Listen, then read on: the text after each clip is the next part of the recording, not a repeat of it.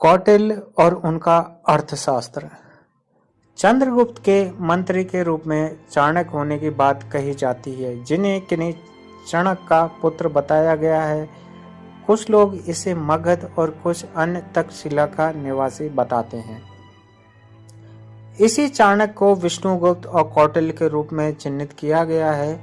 चाणक्य के रूप में यह चाणक्य नीति दर्पण का रचयिता भी है और इसी रूप में संस्कृत साहित्य के इतिहास में इसे रेखांकित किया गया है, लेकिन चाणक्य को वहां अर्थशास्त्र का रचयिता नहीं बताया गया है। हालांकि अर्थशास्त्र के 15वें अधिकरण में स्वयं में विष्णुगुप्तचर भाष्य अर्थशास्त्र के 15,180 और 1 में आया है, जो स्पष्ट करता है कि विष्णुगुप्त ने इन सूत्रों और इनके भाष्य की रचना की है। यदि कौटिल्य और विष्णुगुप्त एक हैं भी, तो क्या चाणक्य भी इसी व्यक्ति का नाम है? और क्या यही व्यक्ति चंद्रगुप्त मौर्य के शासनकाल में मंत्री रहा है? पेचोक हम इतने ही हैं कि क्या सत्य और क्या असत्य यह तय कर पाना आसान नहीं रह जाता।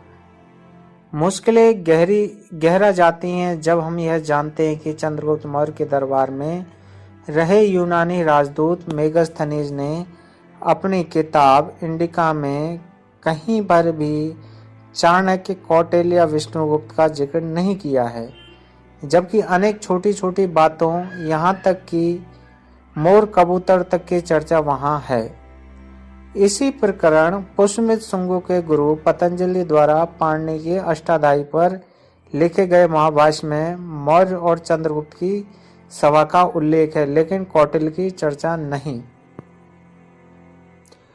बहुत बाद के एक संस्कृत नाटककार विशाख दत्त, जिसका समय ठीक ठाक तय नहीं, लेकिन उसे ईसा की 4वीं सदी के पहले तो नहीं माना जाता, यह अलग बात है कि उन्हें 7वीं सदी तक लोग खींच लाते हैं, के नाटक मुद्रा राक्षस में चाणक्य की खास भूमिका निभाते हैं। लेकिन ध्यानतव्य यह है कि इसमें भी वह चंद्रगुप्त का मंत्री नहीं बल्कि नाटक का ही विषय है कि चाणक्य नंद वंश के अंतिम राजा घनानंद के मंत्री राक्षस को चंद्रगुप्त का मंत्री बनाना चाहता है, क्योंकि वह बहुत ही योग्य है। इस कारण वह सफल नहीं होता और इसके लिए वह कूटनीति रचता है। राक्षस अपने परिवार को अपने मित्र सेठ चंद्रदास के यहाँ रखकर बाहर चला गया और राक्षसों के 2 और प्रिय पात्र सकट दास और जीव सिद्धि हैं। चाणक्य को राक्षस का एक मोहर अथवा मुद्रा मिल जाता है, जिसके सहारे सकट दास से एक पत्र लिखवाकर वह व्यूह रचना करता है। नाटक में आखिरी में एक नाटकीय घटनाक्रम में चंदन दास को फांसी की सजा होती है और उसे बद्ध स्थल पर लाया जाता है। इसी समय पाटलिपुत्र लौटा हुआ राक्षस प्रकट होकर चाणक्य से मिलता है और उसका प्रस्ताव मंजूर कर लेता है, यानी चंद्रगुप्त मौर्य का मंत्री होना स्वीकार कर लेता है। यदि विशाख दत्त के इस नाटक के आधार पर भी हम चाणक्य को एक ऐतिहासिक व्यक्ति मानते हैं, तब उनसे यह भी सिद्ध होता है कि चंद्रगुप्त मौर्य का मंत्री राक्षस था, न कि चाणक्य। ऊपर मैंने मेगास्थनीज या पतंजलि के बारे में जो यह बतलाया कि उन्होंने किसी चाणक्य, कौटिल्य अथवा विष्णुगुप्त का जिक्र नहीं किया और इस आधार पर चाणक्य की स्थिति संदिग्ध है, के प्रश्न में मैंने नहीं जाने माने इतिहासकारों ने भी प्रश्न उठाए हैं। मेगास्थनी ने किसी अन्य मंत्री का नाम भी नहीं लिया है और ऐसे भी नहीं कि मौर्य साम्राज्य में कोई मंत्री न हो। मंत्री तो होगा ही। संभव है कि मेगास्थनीज या पतंजलि के जमाने तक उसकी भूमिका को लोगों ने महत्वपूर्ण नहीं माना होगा, लेकिन आधुनिक जमाने में अभिजन इतिहासकारों एक ऐसे मंत्री की जरूरत थी जो मौर्य काल और चंद्रगुप्त पर हावी हो। संभव है चाणक्य से चंद्रगुप्त का मित्र या गुरु के रूप में कोई संबंध हो और पश्चिमोत्तर पंजाब के इलाके में पैर जमाने में नंद साम्राज्य को सत्ता से उखाड़ फेंकने में चंद्रगुप्त मौर्य ने चाणक्य से कुछ सहायता ली हो। यह भी संभव है कि योग मंत्री के चुनाव होने तक, जैसा विशाख दत्त के नाटक के मुद्राराक्ष में प्रतिध्वनि होता है, चाणक्य मंत्री रहा होगा। लेकिन यह चाणक्य अर्थशास्त्र के कौटिल्य की तरह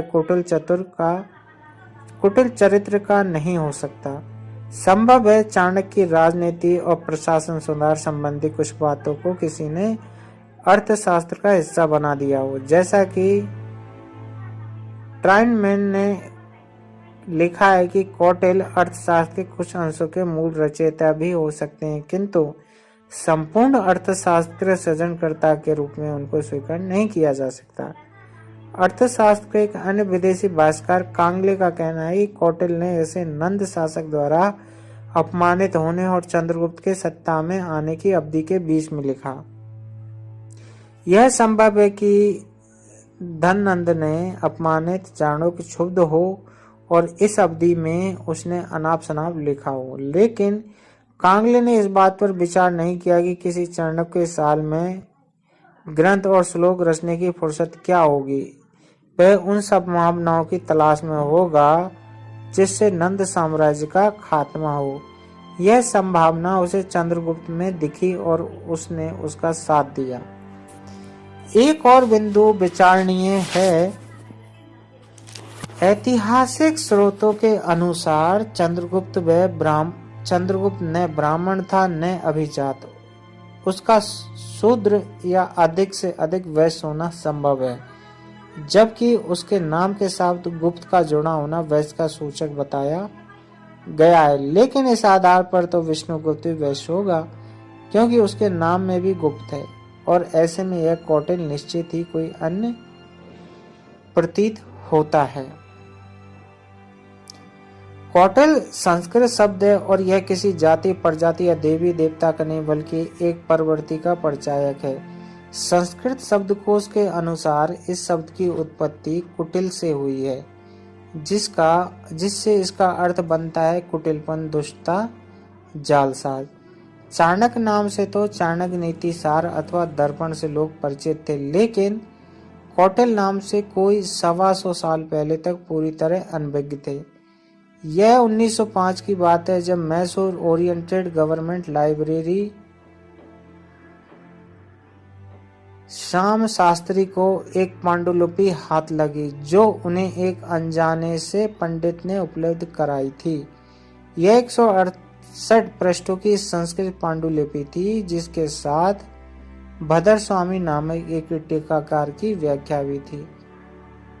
इस ग्रंथ में 15 अधिकरण, 180 प्रकरण और 150 अध्याय और 380 कारिकाएं हैं। कुल मिलाकर लगभग 6000 श्लोकों का यह ग्रंथ है।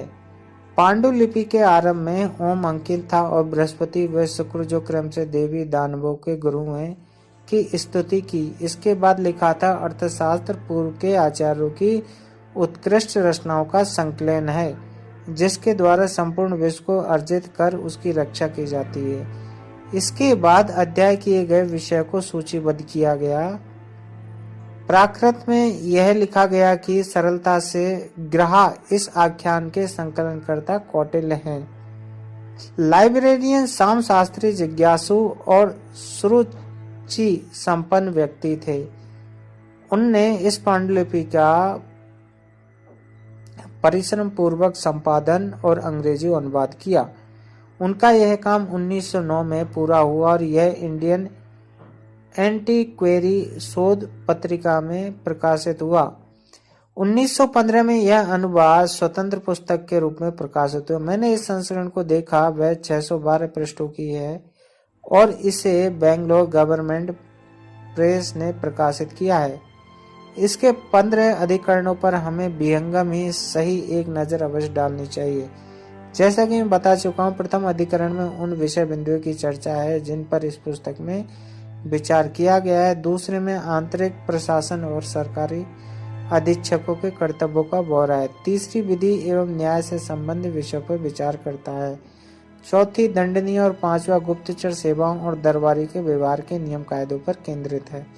छठा राज्य के शक्ति स्रोत पर सातवां बहुस्तरीय नीतियों में, जिसमें विदेशों और अंतर्देशीय संबंध है। आठवां आपदा और नौवां आक्रमण। 10वां युद्ध। 11वां निगमों की नियमावली। 12वां शस्त्र बल। 13वीं अधिकृत किए गए संसाधनों किलों और 14वां गुप्त खजानों। 15वां संधि योजनाओं से संबंधित है। तमाम विषय इतने सवालों को छूते हैं कि आश्चर्य होता है कि किसी एक व्यक्ति ने इतने पुराने समय में इन बातों पर विचार किया होगा।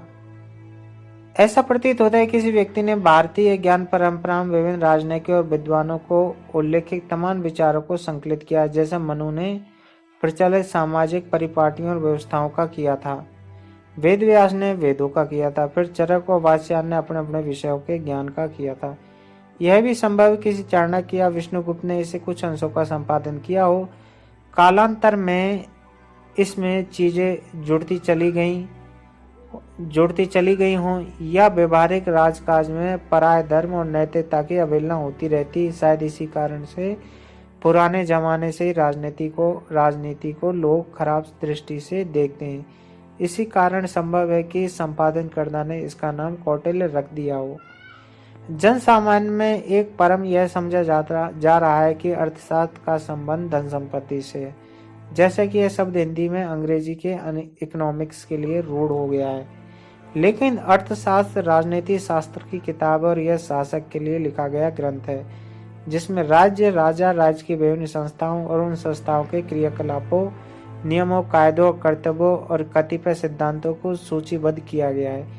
इस ग्रंथ के अनुसार तमाम निर्देशों के विजिगीषु यानी विजय के इच्छुक राजा के लिए है। इस पुस्तक के महत्व को देखते हुए इस पर देशी विदेशी विद्वानों ने काम किया और विभिन्न देशी विदेशी जुबानों में आज इसके जाने के लिए कितने अनुवाद हैं। इन सारे अनुवादों और कार्यों को सर्वाधिक महत्वपूर्ण R.P. कांगले का किया गया अंग्रेजी अनुवाद बेहतर माना गया है, जो 1963 में प्रकाशित किया गया था।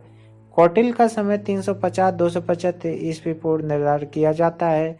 उस समय कोई विद्वान इसे विस्तार से प्रशासनिक विषयों के बारे में लिखता है तो यह खास बात तो है ही, लेकिन गहरे उतरने पर कई प्रश्न भी खड़े हो जाते हैं। इस पुस्तक के पहले पाणिनि ने भाषा विज्ञान पर अष्टाध्यायी लिखी और इसके पतंजलि ने उस पर अपना एक महाभाष्य लिखा। दोनों के बीच में लिखे गए अर्थशास्त्र में उस तरह का ज्ञानानुसार नहीं दिखता है। यह एक विचारणीय विषय होगा। दोस्तों, ये प्रसंग बहुत लंबा है। अगर आपको ये प्रसंग थोड़ा अच्छा लगा है, रुचिकर लगा है, तो आप कमेंट्स करके बताएं, मैं इसको आगे और बढ़ाऊंगा। मिलते हैं और एक वीडियो में, तब तक के लिए धन्यवाद। इसी तरह की इतिहास की जानकारी मैं आपके सामने लाता रहूंगा। चैनल को लाइक कीजिए, सब्सक्राइब कीजिए और बेल आइकन को दबाइए ताकि इसी तरह के वीडियो की नोटिफिकेशन आपको सबसे